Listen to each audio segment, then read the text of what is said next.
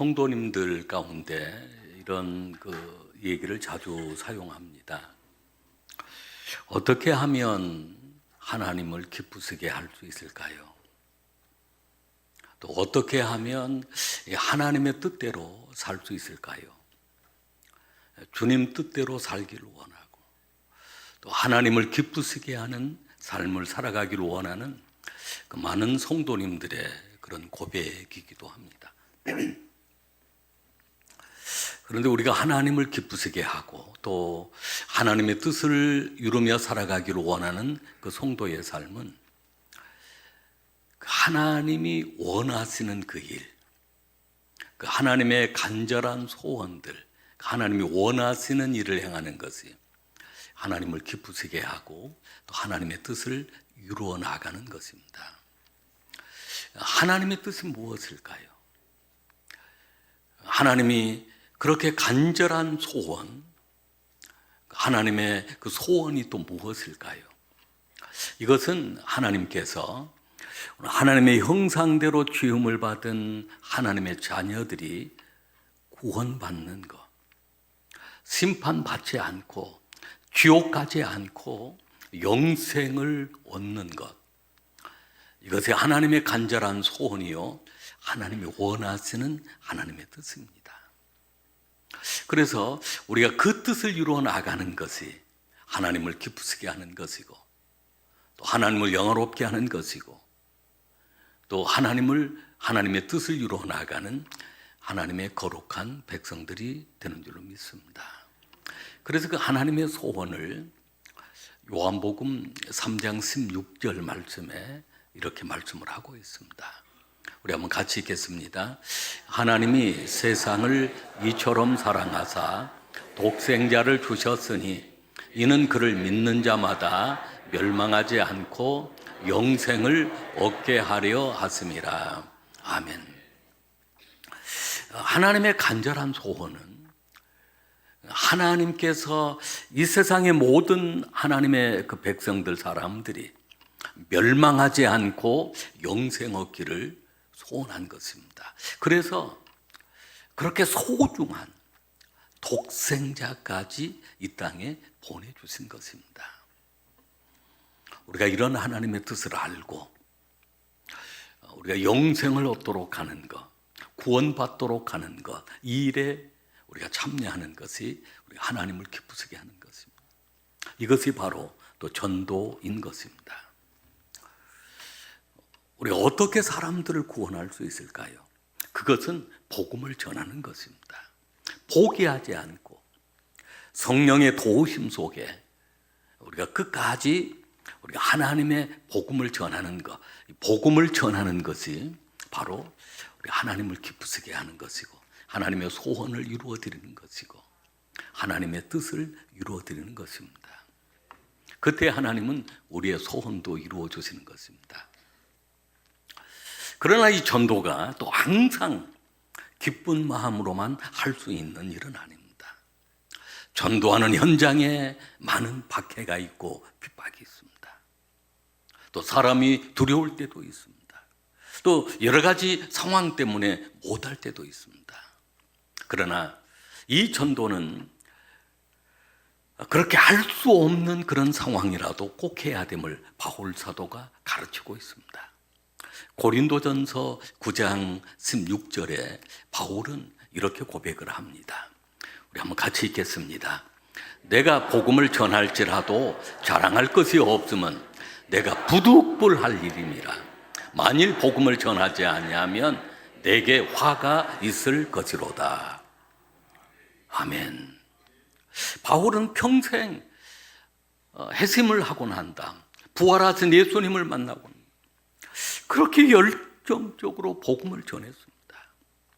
생명 바쳐 복음을 전했지만 어떤 때는 부득불한 경우가 있었다라고 고백을 합니다. 육신이 피곤해서 더 이상 나갈 수 없는 그런 상황이 되어도 전도하는 현장에 나가고 여러 환경의 위험이나 파도의 위험이나 그런 여러 가지 어려운 상황들 때문에 할 수 없는 그런 경우에라도 부득불이라도 바울 사도는 전도하러 나갔다는 것입니다. 왜냐하면 내가 부득불할 일임이라 만일 복음을 전하지 아니하면, 그렇게라도 전하지 아니하면 내게 화가 있을 것이로다. 바울이 고백한 것입니다. 여기 부득불이라고 하는 것은 할 수 없어서, 마지못해서 억지로라도 했다라고 하는 그 바울의 고백입니다. 바울 같은 대사도도 그럴 때가 있는데, 하물며 오늘 우리 인생의 삶 속에는 얼마나 어려운 그런 순간들, 또 극복하기 어려운 순간들이 많이 있겠습니다. 우리가 예배 생활도 마찬가지, 모든 우리가 사명으로 하는 일들이 다 마찬가지인 것 같습니다. 사명이 불타고, 그리고 성령 충만하고, 그냥 막 기쁨이 샘솟듯 솟아오르고, 예배 생활이 그러하고, 교회 봉사 생활이 그러하고, 헌신 생활이 그러하고, 우리 하나님 앞에 물질을 드리는 것도 마찬가지, 11조를 드리는 것도 마찬가지.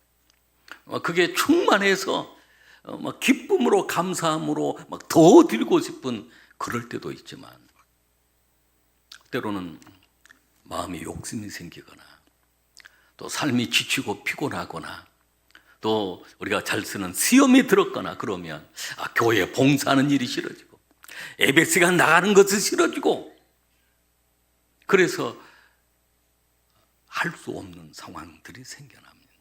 그러더라도 오늘 우리가 이 바울의 말씀을 기억해, 부득불이라도 해야 된다는 거예요. 할 수 없어서, 어쩔 수 없어서.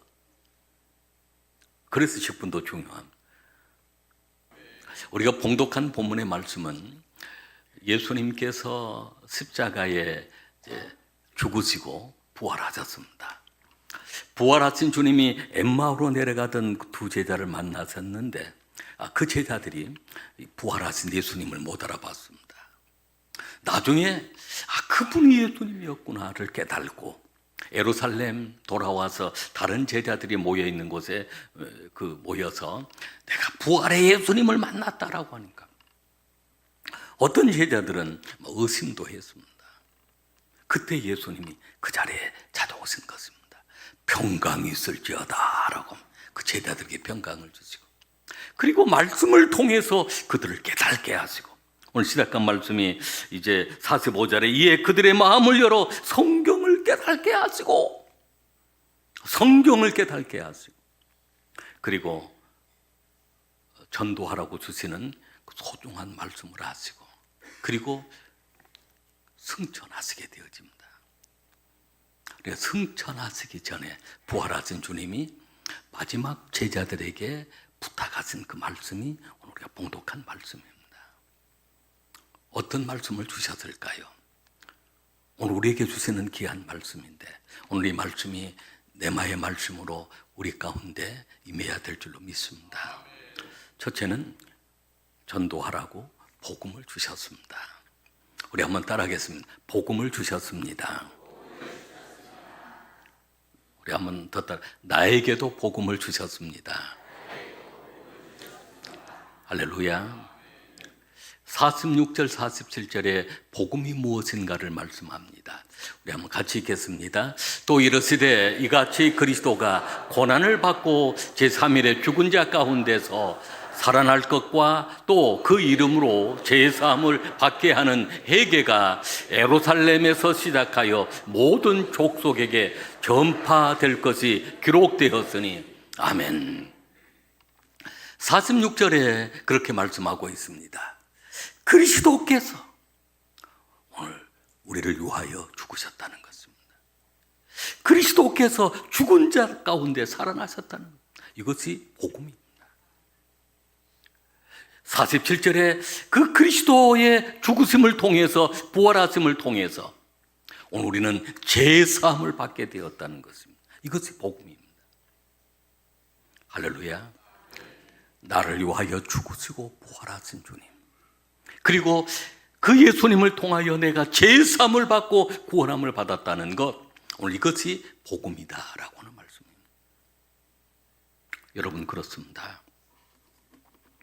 우리 인생은 다 죄악 가운데 살다가 죄악으로 말미암아 결국은 하나님의 진노 심판을 받아 지옥에 가야 할 그 인생인데, 오늘 우리는 복음을 통해 나 같은 죄인이 구원받았다는 것, 나 같은 죄인이 천국 갈 수 있다는 것, 이것이 복음이라는 것입니다. 이 복음을 주셨습니다. 오늘 이 복음이 큰 기쁨의 좋은 소식입니다. 세상에는 이보다 더 좋은 소식이 없습니다. 하나님은 이것을 너무나 잘 아십니다. 사람이 죄를 가지고 태어나서 죄악 가운데 살다가 결국은 죄 때문에 죽어서 심판받고 지옥의 형벌 받아야 되는 것이 우리 인생인데, 하나님께서 그 예수님을 통하여 우리 모든 죄를 사하시고 구원받게 하셨다는 우리 인생의 모든 길을 하나님이 알고 있기 때문에 이것처럼 더 기쁜 소식이 없습니다. 천사들도 이 땅에 예수 그리스도가 오실 때 이 소식이 바로 기쁜 소식임을 바로 찬송하고 노래하게 되었던 것입니다. 누가복음 2장 10절 말씀을 보면 이렇게 천사들이 노래합니다. 우리 한번 같이 읽겠습니다. 천사가 이르되 무서워하지 말라. 보라, 내가 온 백성에게 미칠 큰 기쁨의 좋은 소식을 너에게 전하노라. 아멘. 그렇습니다. 정말로 이것처럼 더 기쁘고 좋은 소식이 없습니다. 그래서 하늘의 천사들도 이 소식을 알기 때문에 큰 기쁨의 좋은 소식을 너에게 전하노라. 천사들도 하늘에서 찬양하며 이 큰 기쁨의 좋은 소식이 바로 예수님의 소식이고, 나를 위하여 죽으시고 나를 구원하시는 그 소식이라고 하는 말씀입니다. 어느 가정에 아내 집사님이시고 신앙생활을 잘 하셨는데, 남편이 부자고 대학 교수인데 신앙생활을 안 했습니다. 아내가 여러 번 전도를 시도를 했지만 그 남편이 전혀 믿지 않으려고 그런 것입니다. 목사님께 기도 요청을 하면서 목사님이 한번 전도를 해 주십시오라고 했습니다. 그래서 목사님이 그 교수실로 찾아갔습니다. 찾아가서, 교수님, 하나님을 믿어야 합니다. 우리 인생은 다 하나님이 필요합니다. 하나님의 도우심이 없이는 살 수가 없습니다. 그랬더니 그 교수님이 그런 얘기를 하면, 목사님, 여기까지 찾아오신 거 참 감사합니다. 그런데 저는 하나님이 필요 없습니다. 저 혼자 마음껏 잘 살아갈 수 있습니다. 그래서 결국 목사님이 돌아왔습니다. 그리고 또 세월이 많이 지났습니다. 어느 날 또 집사님이 목사님께 기도 요청을 했습니다. 저희 남편에게 한 번만 더 복음을 전해 주십시오. 그리고 또 찾아갔습니다. 그때는 보니까 그 교수님이 감기가 심하게 와 있습니다. 계속 기침을 해댑니다. 그런데도 또 복음을 전하려고 하니까 거절합니다. 저는 감기가 걸려 있습니다마는 지금 감기약 좋은 약이 얼마나 많습니까? 감기에 누구나 다 걸리는 것입니다. 너무 걱정하지 마십시오. 그리고 저는 부족한 거 없습니다. 하나님 필요 없습니다. 목사님이 다시 돌아왔습니다. 그리고 난 다음 바로 얼마 후에 그 집사님이 그 목사님한테 전화가 왔습니다. 목사님, 긴급히 기도를 부탁드립니다. 저희 남편이 계속 기침이 나오고 병원에서 이제 종합 검진을 했는데 폐암 말기라고 합니다. 그래서 울면서 그 집사님이 전화를 하시니까 목사님이 병원으로 신방을 간 것입니다. 병실에 들어가 보았더니 그 교수님이 그 병상에 누워서 그 창문 밖 하늘을 쳐다보고 있는 것입니다. 우두커니 하늘을 쳐다보면서 그대로 있는 것입니다. 목사님이 들어가니까 힘이 없이 그렇게 있는 상황인데 목사님이 그분에게 복음을 전했습니다. 그런 얘기를 했습니다. 교수님, 아직도 하나님이 필요 없으십니까? 아직도 부족함이 없다라고 생각합니까? 아직도 자신이 이렇게 건강하다고만 생각합니까? 그렇게 물어봤더니 교수님이 그때는 그런 얘기를 합니다. 목사님, 저는 바보처럼 살았습니다. 제가 너무 교만했습니다. 제가 너무 어리석었습니다. 지금 와서 보니까 제가 살아온 모든 삶이 바보였습니다. 그분이 마음을 열고 목사님이 복음을 전하니 예수님을 영접하게 되었습니다. 예수님을 목사님이 영접 기도를 따라 복음을 전하고 영접 기도를 따라 하라고 하니까 주 예수, 저는 죄인입니다. 저는 죄인입니다 하면서 눈물을 펑펑 쏟아냅니다. 예수님 제 마음속에 찾아오십니다. 나를 구원해 주십시오. 그 영접 기도를 다 드리고 그리고 그때부터 온전히 하나님을 의지하기 시작했습니다. 그분은 얼마 후에 하나님의 부름을 받았습니다. 그러나 구원받은 자녀로 하나님의 부름을 받은 것입니다. 사람은 어느 순간에 그 죽음 앞에 서 있는 그 순간이 되어집니다. 그때 내가 의인으로 설 것인가 죄인으로 설 것인가 바로 그 기로에 서 있는 것입니다. 여러분, 이 땅에 가장 좋은 소식은 바로 복음인 것입니다. 나를 구원하신다는 소식, 내가 영원한 생명을 얻는다는 그 소식. 여러분, 암 말기 환자에게 어떤 소식이 기쁘겠습니까? 하나님은 오늘 우리에게 이 복음을 주신 것입니다. 구원받도록 복음을 주셨고 우리로 하여금 전도하도록 복음을 주신 것입니다. 할렐루야. 두 번째는 사명을 주셨습니다. 우리 바로 이어서 48절 말씀을 같이 읽겠습니다. 너희는 이 모든 일의 증인이라. 아멘. 증인이라고 하는 것은 바로 우리의 사명입니다.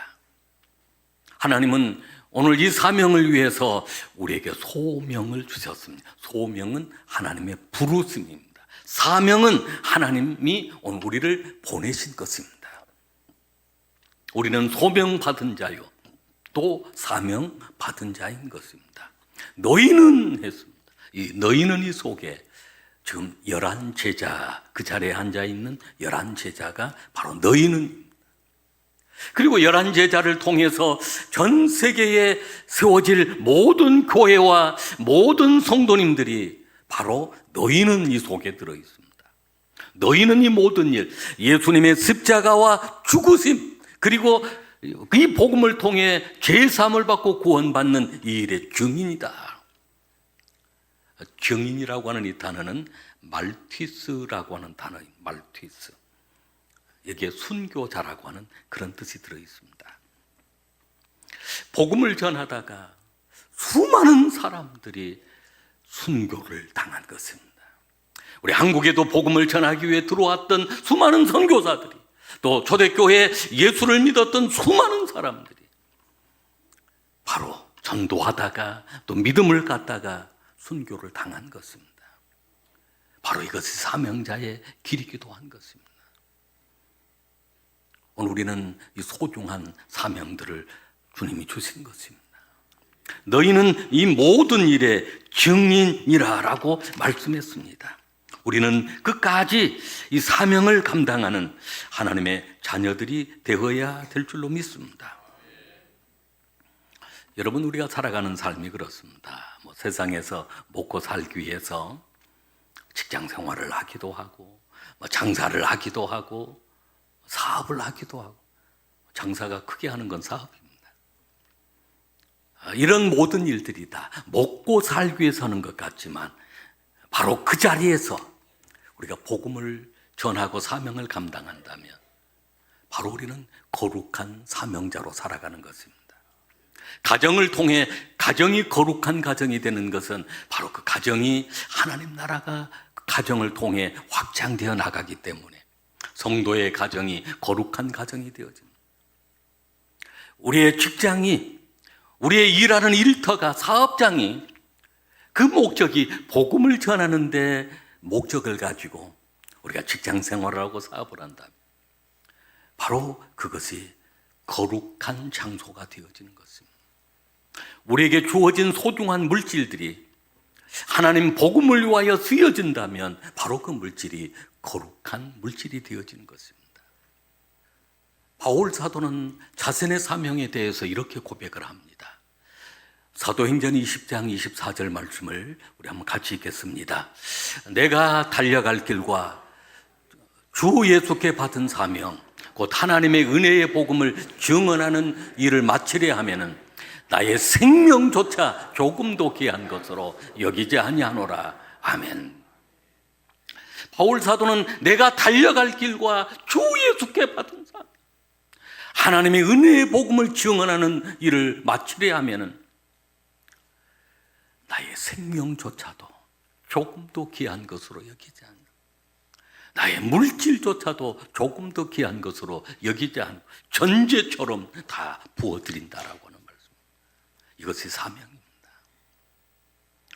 오늘 우리 바울의 사명처럼 우리에게 주신 이 소중한 사명, 너희는 이 일의 증인이라라고 했습니다. 우리는 사명자로 하나님은 우리를 세상으로 보내신 것입니다. 우리 이 사명을 감당하는 성의 가족들이 되어야 될 줄로 믿습니다. 마지막 세 번째는 성령을 주셨습니다. 오늘 우리에게 성령을 주시는 것입니다. 49절 말씀을 같이 읽겠습니다. 볼지어다 내가 아버지께 약속하신 것을 너에게 보내리니 너희는 이로부터 능력으로 입혀질 때까지 이 성에 머물라 하시니라. 아멘. 예수님께서 부활하시고 승천하시고 난 다음 아버지께서 약속하신 그 성령을 너에게 보낼 것이다. 그래서 그 제자들과 120명의 그 성도들이 마가 다락방에 모여서 성령을 사모하며 기도했는데 각 사람 위에 성령이 임하였습니다. 성령이 임하니까 그들이 나가서 복음을 전하는데 그 예루살렘엔 소동이 일어났습니다. 그들이 다 예수님을 십자가에 못 박았던 폭동들과 같았습니다. 그런데 성령이 함께 하니 그 제자들이 나아가 복음을 전하니 하루에 3,000명이 회개하고 돌아오는 역사가 일어났습니다. 그 역사가 일어나니 빌립 집사는 사마리아 내려가 복음을 전하고 또 핍박이 있을 때 흩어져서 저 안디옥까지 내려가서 복음의 귀재가 되게 한 것입니다. 그렇습니다. 예수님은 오늘 우리 가운데 성령을 보내주십니다. 성령은 우리로 하여금 전도하는 그러한 능력을 부어주시는 것입니다. 사도행전 1장 8절 말씀을 보면 우리 한번 같이 읽습니다. 오직 성령이 너에게 임하시면 너희가 권능을 받고 예루살렘과 온 유대와 사마리아와 땅끝까지 이르러 내 증인이 되리라 하시니라. 아멘. 할렐루야. 오늘 전도를 위하여 복음을 주셨습니다. 오늘 우리가 구원받도록 복음을 주셨습니다. 그리고 우리에게 소명과 사명을 주셨습니다. 하나님이 부르시고 오늘 우리를 다시 보내신 것입니다. 믿지 않는 세상을 향하여 우리를 보내신 것입니다. 그리고 그 일을 감당할 수 있는 능력을 주시기 위하여 성령을 주셨습니다. 성령 충만함 속에 사명을 감당하는 우리 수영의 가족들이 되시기를 주의 이름으로 축복합니다.